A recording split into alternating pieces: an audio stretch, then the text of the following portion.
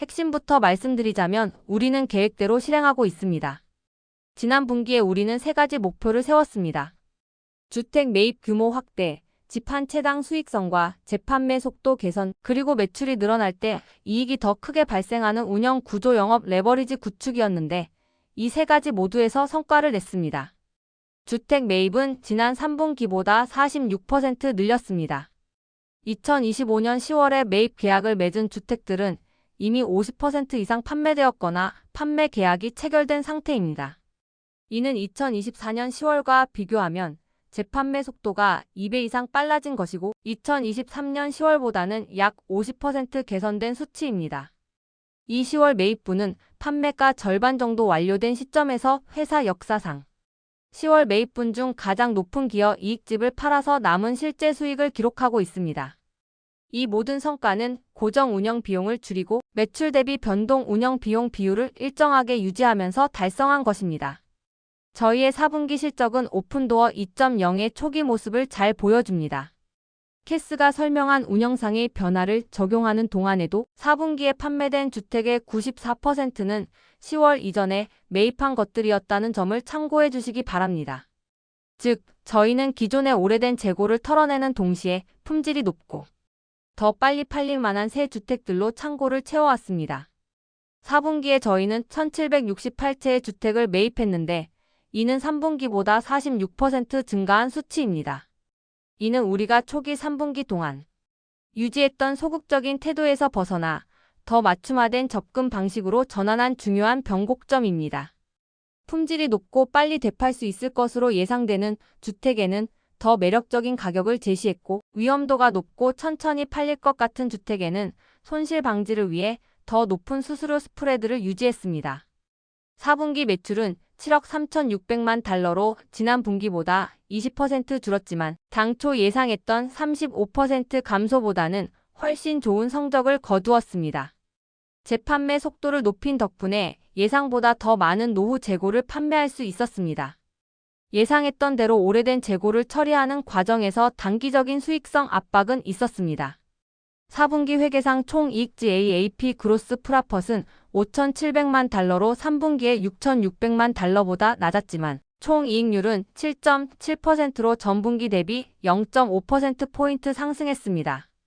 기여이익은 700만 달러, 기여이익률은 1%를 기록했는데 이는 3분기에 2천만 달러 이익률 2.2%와 비교하면 낮아진 수치입니다. 이러한 하락은 과거의 비싼 수수료 정책을 쓸 때 사두었던 품질 낮은 재고들을 계속 정리하고 있는 상황과 3분기 매입량이 워낙 적어서 전체적인 수익성을 높여줄 새 주택 비중이 작았기 때문입니다. 실제 사업 운영을 통해 벌어들인 돈을 보여주는 조정 에비타 어저스티드 EBITDA 손실은 4,300만 달러로 3분기에 3,300만 달러 손실보다는 늘었지만 저희가 가이드라인으로 제시했던 4천만 달러 후반에서 5천만 달러 중반대 손실보다는 훨씬 좋은 결과였습니다. 4분기 순손실은 11억 달러였는데 이는 지난 분기 부채 상환 방식을 변경하면서 발생한 9억 3,300만 달러의 현금 유출 없는 회계상 손실이 포함된 수치입니다. 이를 제외한 조정 순손실은 6,200만 달러로 3분기에 6,100만 달러와 비슷합니다. 재무 상태를 말씀드리면 분기 말 기준으로 9억 6,200만 달러의 현금을 보유하고 있으며 주택에 투자된 자산은 1억 3,300만 달러입니다. 보유 주택 수는 총 2,867채로 약 9억 2,500만 달러 규모입니다. 대출 기관들과의 오랜 신뢰를 바탕으로 구축한 자금 조달 능력은 여전히 72억 달러 규모로 든든하며 확약된 대출 한도는 16억 달러입니다. 이러한 자금력은 우리가 성장 계획을 실행함에 따라 규모를 키울 수 있는 유연성을 제공합니다. 지난 실적 발표 때 언급했듯이 저희는 대부분의 채무를 주식으로 전환하여 단기 상환 압박을 없앴습니다. 이를 통해 현금으로 나가는 이자 부담을 줄였고 주주들에게는 신주인수권을 배당하여 회사의 성장을 함께 누릴 수 있도록 했습니다. 이제 오픈도어 2.0 운영 모델의 기초는 닦였으며 실행에 집중하고 있습니다. 저희는 수익성 달성을 위해 3가지 관리 목표를 실행 중입니다. 첫째, 매입 규모 확대입니다.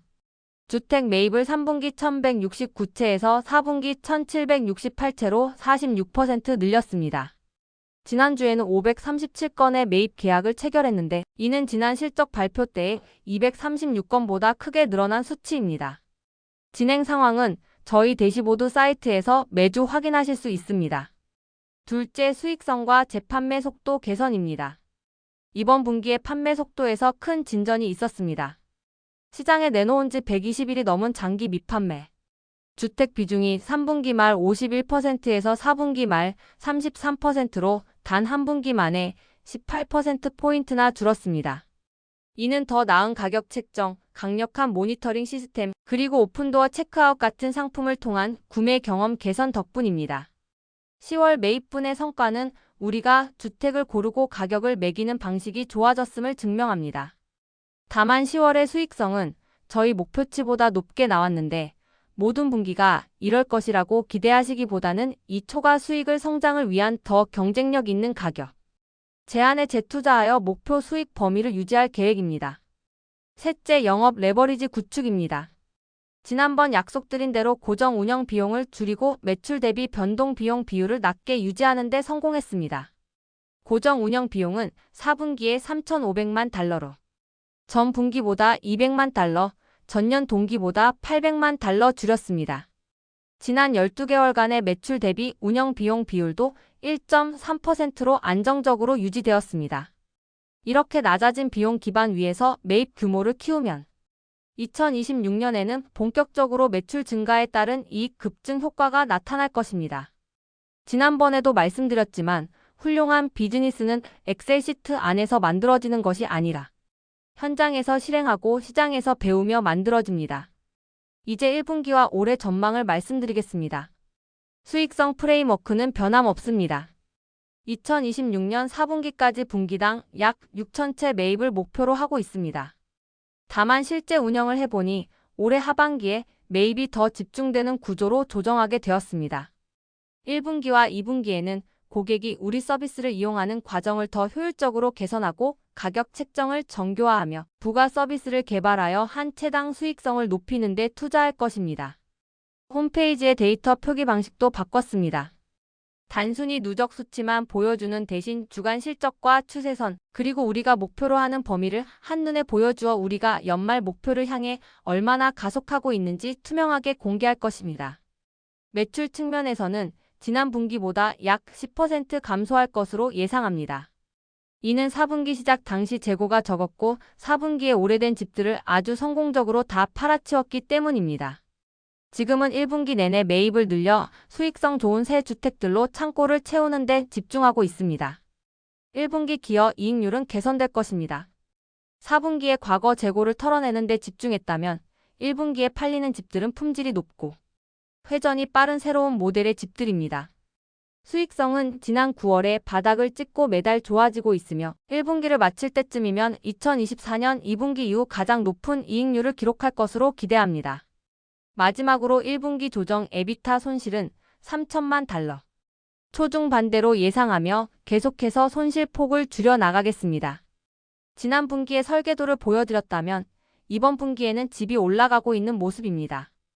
저희 목표는 올해 연말까지 향후 12개월 기준으로 조정 순이익 흑자를 달성하는 것입니다.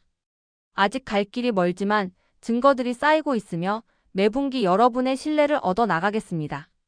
이제 질문을 받도록 하겠습니다.